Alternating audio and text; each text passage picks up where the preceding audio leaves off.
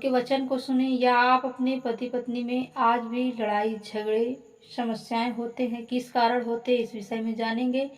क्योंकि आज हमारे जीवन में यदि झगड़े हो रहे हैं, हमारे रिश्ते में एकता नहीं है, प्रेम नहीं है, तो ये किस कारण है, इसी विषय में आज बात करेंगे।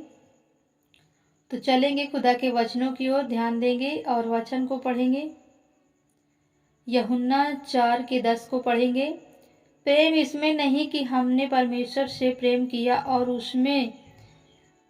उसमें ही कि उसने हमसे प्रेम किया, यानी प्रेम उसमें है कि उसने हमसे प्रेम किया और हमारे पापों के पश्चाताप के लिए अपने पुत्र को भेज दिया।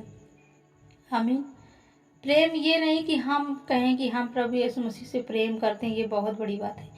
बहुत बड़ी बात यह है कि परमेश्वर ने हमसे प्रेम किया और उसने अपने पुत्र को हमारे लिए इस जगत में भेज दिया। कोई व्यक्ति अपने बच्चे को दूसरे के लिए नहीं बलिदान कर सकता। कोई भी माता पिता अपने बच्चे के खुशी के लिए वो अपने पुत्र को या दूसरे की खुशी के लिए अपने पुत्र को बलिदान करे, ऐसा नहीं हो सकता, वो दे ही नहीं सकता। लेकिन हमारा जो स्वर्गीय पिता है, हमारा जो परमेश्वर है, उसने अपने पुत्र को हमारे लिए भेजा ताकि जो कोई विश्वास करे वह नाश ना हो परंतु अनंत जीवन पाए। हालेलुया। पहला वचन था यूहन्ना और दूसरा वचन है यशायाह 34:1 में, हे इजराइल तेरा रचने वाला है, हे इजराइल तेरा रचने वाला और हे याकूब तेरा सृजनहार यहोवा अब से कहता है, मत डर क्योंकि मैंने तुझको छुड़ा लिया है, मैंने तुझको नाम लेकर बुलाया है, तू मेरी ही है, तू मेरा ही है। आमीन। हे इजराइल के परमेश्वर तेरा रचने वाला कौन है? याकूब। हे इजराइल तेरा रचने वाला यहोवा परमेश्वर है। अब वह कहता है कि मत डर, अब वह कहता है कि मत डर क्योंकि मैंने तुझे छुड़ा लिया है। किस चीज से? पाप से, बीमारी से, समस्याओं से, दुख से, आंसुओं से, विपत्तियों से, गरीबी से, क्लेश से क्या किया है? छुड़ा लिया है। इसलिए प्रभु कहता है मत डर क्योंकि मैंने तेरा नाम लेकर तुझे क्या किया है? बुला लिया है। 1 शमूएल 30:6 में पढ़ेंगे, और दाऊद बड़े संकट में पड़ा क्योंकि लोग अपने बेटे बेटियों के कारण बहुत शोकित होकर उस पर पथराव करने की चर्चा कर रहे थे, परंतु दाऊद ने अपने परमेश्वर यहोवा को स्मरण करके हियाव बांधा। हमारे जीवन में किसी भी प्रकार की परिस्थितियां खड़ी क्यों न हो, किसी भी प्रकार की दुख या मुसीबत खड़े क्यों न हो, पर हमें विश्वास के साथ अटल रहना, खड़े रहना है। क्यों? क्योंकि हमारा परमेश्वर हमारे साथ है तो हमें जरूर बचाएगा, क्योंकि वो हमारा सृजनहार है। वो हमें माँ के गर्भ से हमारी शुद्ध ली, हमें बचाया, हमारी जरूरतों को पूरा किया, तो क्या वो आगे ना करेगा? करेगा। भजन संगीता की पत्री में पढ़ेंगे,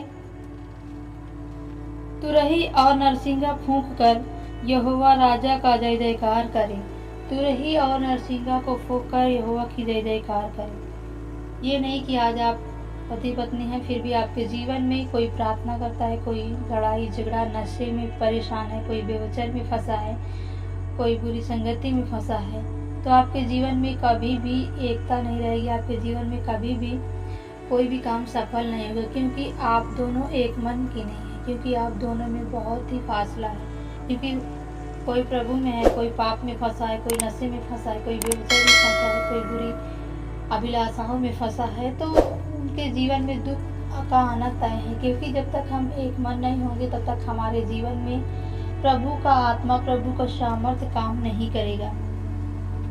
नीति वचन 3:6 में पढ़ेंगे, उसी को स्मरण करके सब काम काज करना, तब वह तेरे लिए सीधा मार्ग निकालेगा। किसको? परमेश्वर को स्मरण करके जब हम सारा काम काज करते हैं तब हमारा परमेश्वर हमारे लिए सीधे मार्ग निकालेगा।